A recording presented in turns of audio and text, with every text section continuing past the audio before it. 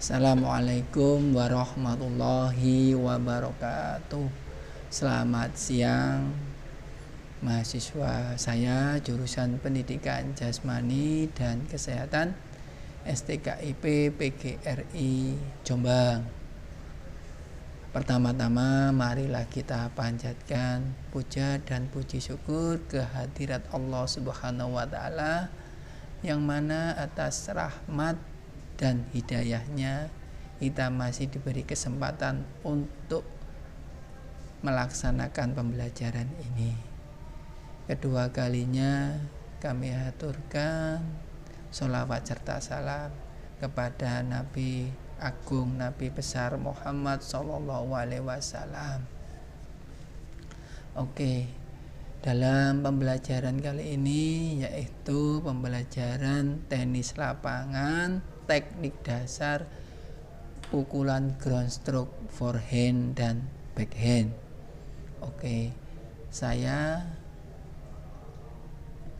dosen STKIP PGRI Jombang dengan NIDN 07 11 09 8301. Oke, langsung saja ke topik yang akan saya jelaskan dalam video ini, yaitu teknik dasar ground stroke, forehand dan backhand. Apa yang dimaksud dengan ground stroke itu bisa dilihat di layout belakang ya, yaitu ground stroke adalah pukulan yang dilakukan terhadap bola yang sudah menyentuh tanah lapangan. Yodo Prasetyo. 2. Ground stroke adalah pukulan-pukulan yang dilakukan sesudah bola melompat dari tanah lapangan. Katili. Oke, dari dua sumber tersebut dapat diartikan bahwa pukulan ground stroke adalah teknik dasar pukulan yang dilakukan setelah bola memantul dari lantai bidang lapangan. Dari situ bisa diartikan bahwasanya boleh enggak bola mantul lebih dari satu?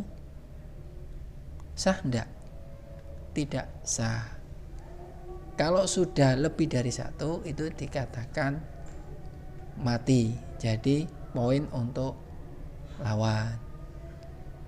Oke, lanjut. Untuk ground stroke forehand itu sendiri menurut Maggette 1990 adalah pukulan yang dilakukan dengan menggerakkan raket ke belakang di samping badan, kemudian diayunkan ke depan untuk memukul bola. Yang kedua, posisi pukulan ada pada sisi sebelah badan, sisi sebelah kanan badan. Untuk pemain dengan pegangan tangan kanan. Tetapi untuk pukulan pegangan kidal itu ada pada sisi sebelah kiri badan. Dari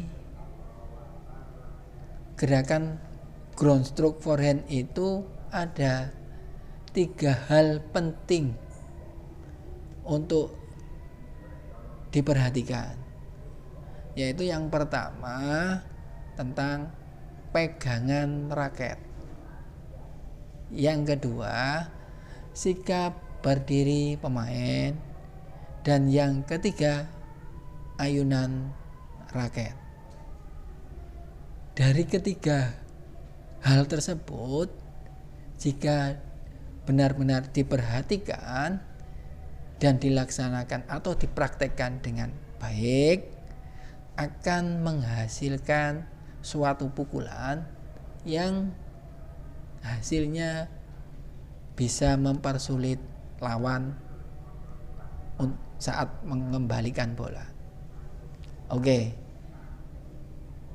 Untuk berikutnya yaitu yang pertama yaitu pegangan raket ground stroke forehand adalah pukulan ground stroke forehand drive menggunakan teknik pegangan instant grip,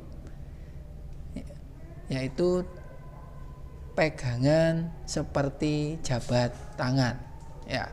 Jadi untuk memukul forehand ground stroke drive ya, itu dengan pegangan instant grip atau seperti jabat tangan.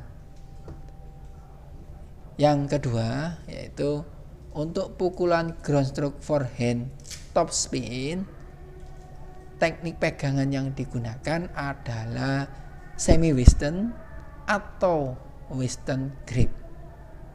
Dua-duanya ini sangat mendukung untuk pukulan ground stroke forehand top spin. Catatan untuk pemain pemula diharapkan menggunakan pegangan instant grip.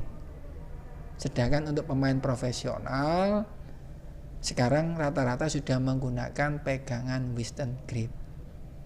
Karena apa? Karena pemain profesional adalah pemain yang bertujuan prestasi.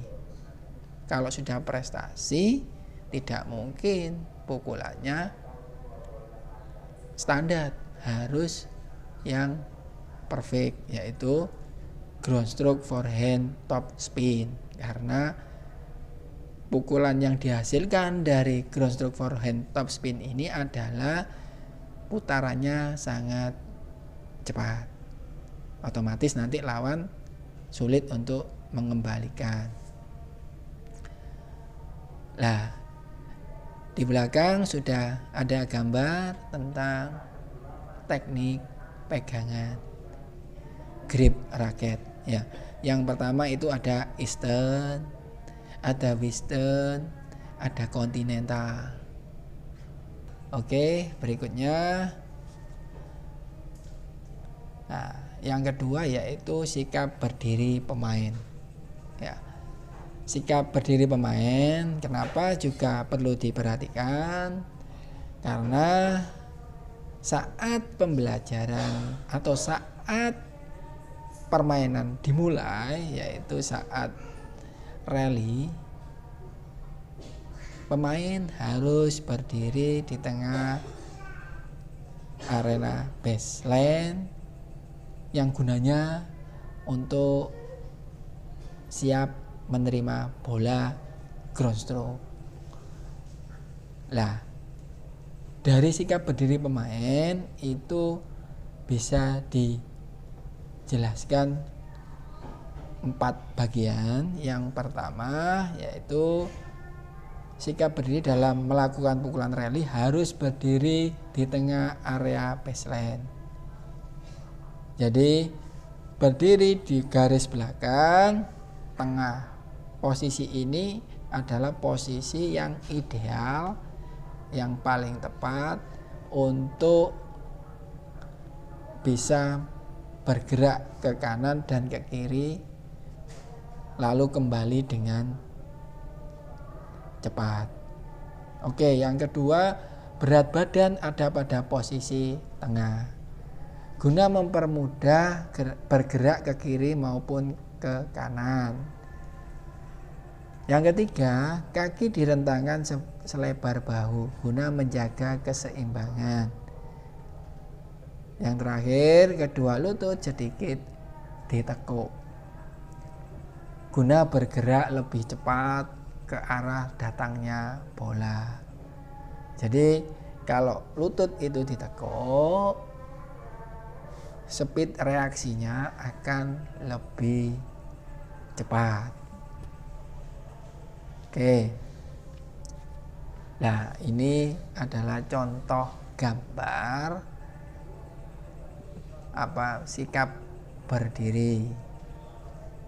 Dari gambar ini sudah jelas bahwasanya ya pandangan ke depan, pegangan tangan di raket, ya tangan kiri di posisi raket bagian tengah guna untuk mengubah teknik grip raket. Terus tangan kanan di posisi grip raket paling ujung, kaki dibuka selebar bahu. Oke. Yang ketiga yaitu ayunan raket. Oke. Ayunan raket ini adalah terdiri juga dalam 3 bagian rangkaian yang menjadi satu kesatuan yang lengkap dan harmonis sehingga terjadi suatu gerakan otomatis. Nah, ketiga bagian tersebut adalah yang pertama ayunan ke belakang. Nah, ayunan ke belakang ini dalam bahasa asing dikatakan backswing. Ya. Kalau seorang pemain atau penggemar tenis pasti tahu backswing itu apa. Nah, backswing itu adalah ayunan ke belakang ini harus dilakukan dengan cepat dan benar. Pada saat bola dari lawan melewati net, backswing harus sudah siap di posisi raket di belakang. Pandangan mata fokus pada bola. Jadi untuk konsentrasi selalu pandangan mata ke arah bola. Dan pada saat backswing, berat badan harus ditanamkan di kaki kanan belakang, sedangkan bahu kiri diarahkan ke jaring. Adalah gambar di mana gerakan backswing. Oke, jelas dari gambar ini menjelaskan seperti yang saya jelaskan tadi. Oke, berikutnya ayunan ke depan. Nah, ayunan ke depan ini adalah gerakan setelah backswing.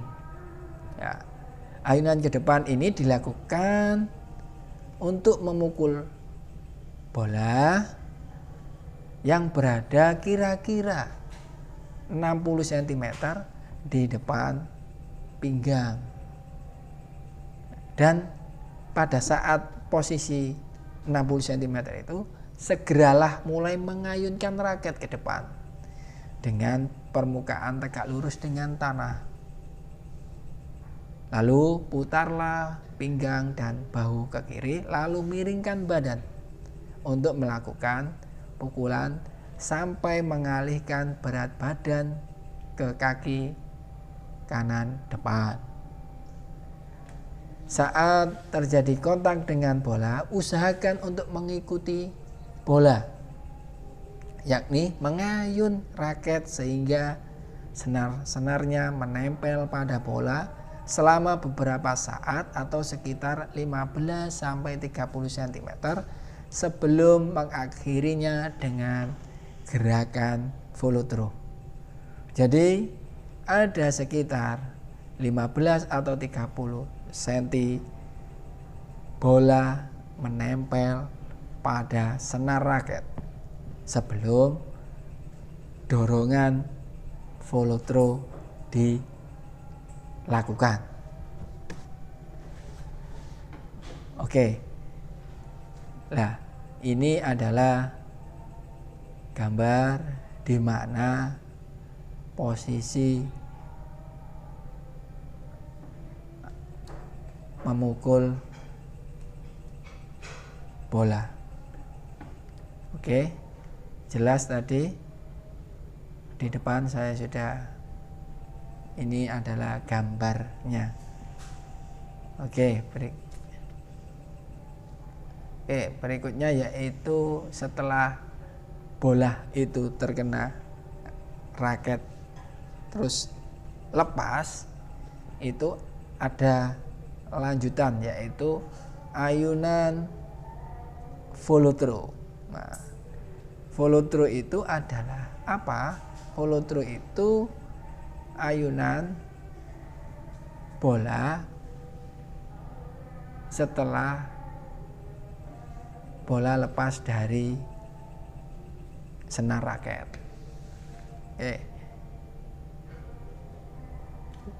Posisi pinggang harus berputar dan raket terayun ke depan dan berputar dalam suatu gerakan follow through yang mulus. Berhenti pada suatu titik di hadapan bahu sebelah kiri. Setelah melakukan stroke pukulan, gerakan yang dilakukan adalah bergerak lagi dengan cepat ke tengah arena dan dilanjutkan posisi siap. Dari penjelasan 3 hal tentang gerakan forehand ground stroke tersebut, itu bisa ditarik kesimpulan bahwasanya 3 hal itu sangat mempengaruhi pada hasil pukulan yang akan didapat nanti. Dengan seperti itu, ya harus perlu kita benar-benar belajar tentang 3 hal itu tadi. 3 hal itu tadi tidak mudah untuk mendapatkan dengan waktu yang cepat. Oleh karena itu perlu kita berlatih yang tidak mengandalkan hanya pertemuan pada setiap perkuliahan. Akan tetapi kita harus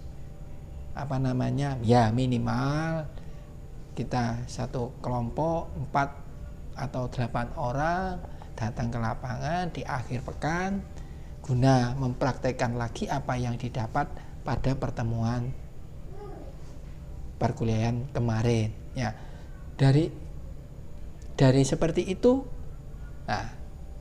kemampuan yang diharapkan akan lebih cepat didapat. Ya, karena apa? Karena keahlian itu tidak ujuk-ujuk, tidak bisa instan. Ya, jadi latihannya harus continue. Latihannya seperti atlet, contohnya atlet itu bisa berprestasi itu minimal latihan itu 5-6 kali dalam 1 minggu. Nah, kalau teman-teman mahasiswa mengandalkan hanya dalam 1 minggu latihan atau mengikuti perkuliahan terus, nanti di akhir perkuliahan setelah UAS, ya, dalam 1 semester Anda bisa menguasai keahlian memukul tenis lapangan, ya mustahil. Jadi kalau memang atlet itu latihan seminggu 5 kali, ya kamu mahasiswa harus 2 kali lah dalam 1 minggu. Ya paling tidak, walaupun tidak cepat untuk menguasai, paling tidak apa yang didapat, apa yang dipraktekkan dalam perkuliahan itu akan lebih dikuatkan. Artinya coba untuk dipraktekkan kembali, dievaluasi sesama teman. Nanti untuk pertemuan berikutnya mungkin bisa ditanyakan pada dosen atau saya gitu. Jadi harus ada waktu lagi untuk latihan. Ya, tidak ada prestasi yang instan ya. Nah, harapan ini adalah harapan saya juga, termasuk dosen pengampu ya, di akhir perkuliahan itu minimal teknik dasar itu harus dikuasai, teknik dasar di semua teknik dasar yang ada pada tenis lapangan. Oke, jadi harapan saya setelah ada perkuliahan di minggu ini, di akhir pekan itu sampai semua mahasiswa ada waktu untuk latihan sendiri. Oke, dengan begitu nanti prestasi akan, artinya prestasi itu mampu melakukan gerakan dasar teknik ground stroke forehand dengan baik akan bisa didapat. Dari penjelasan itu yang menjadi yang menjadi kesulitan itu memang di hal perlu adanya suatu kedisiplinan untuk berlatih ya. Oke, di belakang sudah ada slide ya tentang gerakan follow through. Setelah teknik gerakan ground stroke forehand, yang kedua yaitu ground stroke backhand. Nah, gerakan ini adalah gerakan di mana ada pada posisi kiri badan. Menurut Brown 2007, yaitu pukulan yang mengarah ke sisi kanan atau yang kidal sebaliknya. Jadi sisi kanan artinya apa? Nah, artinya yang diawali dari kiri, arah gerakan tangannya itu ke kanan. Itu yang dimaksud oleh Brown ya. Nah, di situ sudah jelas bahwasanya otot yang digunakan yaitu otot bagian luar. Nah, jadi otot yang dipakai, yang dominan dipakai adalah otot bagian luar lengan kanan. Oke. Kenapa dalam ground stroke backhand ini pada pembelajaran ini hanya saya jelaskan sedikit karena memang tujuan dari pembelajaran yang saya saya buat dalam RPS yaitu ground stroke backhand ini mempunyai tingkat kesulitan yang memang lebih tinggi. Jadi untuk pemula itu sebenarnya kalau memang ground stroke forehandnya sudah bagus, baru nanti kita belajar namanya ground stroke backhand. Akan tetapi paling tidak mahasiswa itu mengerti dan paham apa sih ground stroke backhand itu ya, yaitu pukulan yang dimulai dari sisi kanan ya, mengarah sisi kanan. Nah, untuk kidal sebaliknya. Oke, dari penjelasan itu sebenarnya bisa ditarik kesimpulan bahwasannya ground stroke forehand dan ground stroke backhand yang menjadi garis bawah atau menjadi pembeda yaitu adalah pukulan forehand itu raket dipegang hanya dengan satu tangan. Ya, ini adalah kesimpulan bahwasanya tidak ada forehand ground stroke itu atau ground stroke forehand itu menggunakan dua tangan. Akan tetapi dalam ground stroke backhand, teknik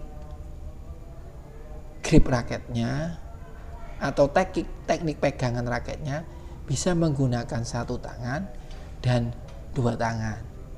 Oleh karena itu, dengan dua macam memegang raket dengan satu tangan dan dua tangan, otomatis tingkat kesulitannya juga lebih tinggi. Yang di layout sudah dicantumkan bahwa one handed ya, sama two handed. Nah, itu maksudnya adalah memegang raket dengan satu tangan dan dengan dua tangan. Terus yang kedua yaitu yang menjadi pembeda, pukulan forehand dilakukan sebelah kanan badan, sedangkan backhand sebelah kiri badan. Itu otomatis ya. Jadi kalau sudah dari sisi kiri itu namanya backhand, dari kanan forehand ya. Catatan itu untuk pegangan normal atau bukan kidal. Tapi kalau kidal sebaliknya. Oke. Untuk backhand cara mempraktekannya lebih susah. Karena arah posisi ayunan lengan membelakangi gerak otot motorik. Nah, artinya apa? Yaitu tadi sudah saya jelaskan. Jadi otot yang kuat mungkin ada pada posisi bagian dalam. Nah, karena ini backhand, otomatis otot yang dominan digunakan adalah otot sebelah luar. Otomatis power yang didapat, dorongan yang didapat itu juga rendah atau menghasilkan pukulan yang mungkin belum bisa maksimal. Oke, dari penjelasan ground stroke backhand tadi bisa ditarik kesimpulan yang terakhir, yaitu gerakan dua tadi perlu dilakukan atau dilatih atau dipraktekkan bersama dalam proses pembelajaran ke depan. Jadi ini adalah video pembelajaran di mana nanti bisa dilihat atau diamati bersama oleh teman-teman mahasiswa. Oke. Nah, video pembelajaran ini adalah daftar rujukannya, yaitu yang pertama itu Jim Brown 2007 tentang tenis tingkat pemula. Yang kedua yaitu Mageti 1990. Yang ketiga Yudo Prasetyo. Yang keempat Katili. Jadi ini daftar rujukan yang ditampilkan dalam materi proses pembelajaran teknik dasar ground stroke forehand dan backhand. Oke, harapan dari akhir pembelajaran ini di pertemuan yang ke-6 ini adalah nanti di akhir semester itu mahasiswa bisa melakukan pukulan ground stroke forehand seperti video yang ada di belakang.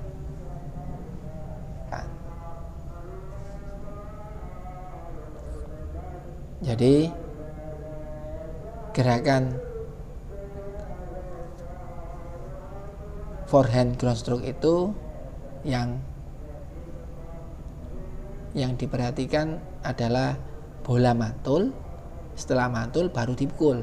Nah, tetapi dalam video ini ya saya jelaskan ke teman mahasiswa itu bahwasanya setelah mantul itu tidak langsung dipukul, tetapi dilihat bolanya mantulnya itu di posisi apa. Kalau sudah melewati titik tertinggi, yaitu baru dipukul. Artinya apa? Artinya kalau posisi bola setelah titik tertinggi terus turun, otomatis bola itu sudah dalam posisi stabil. Ya.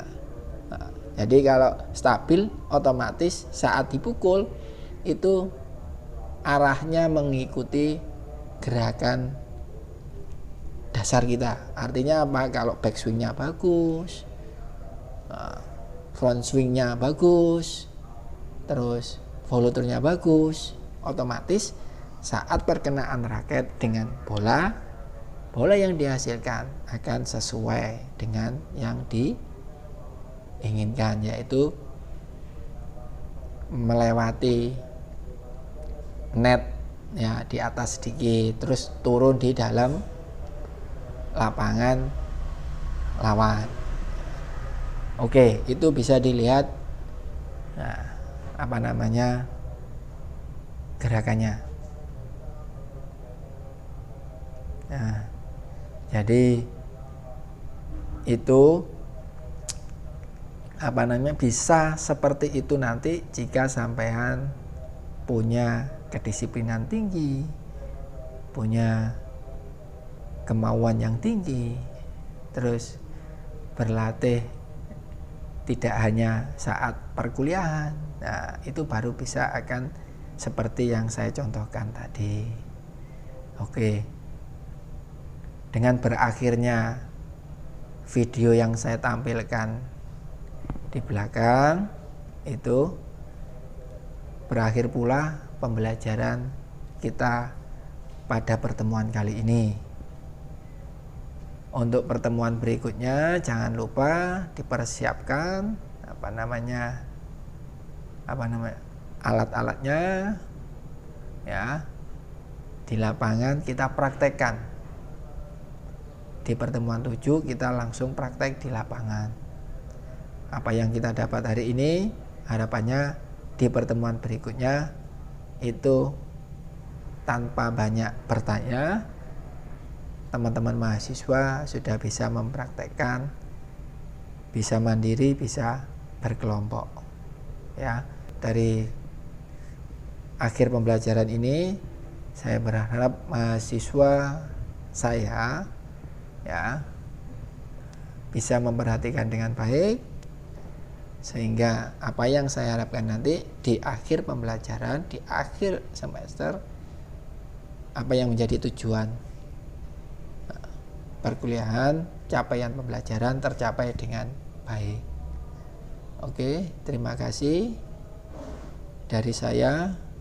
Kalau ada kata-kata yang kurang tepat, yang tidak berkenan, yang tidak sesuai dengan pada materi, kita di sini belajar bersama, saya mohon maaf. Akhirul kalam, wassalamualaikum warahmatullahi wabarakatuh.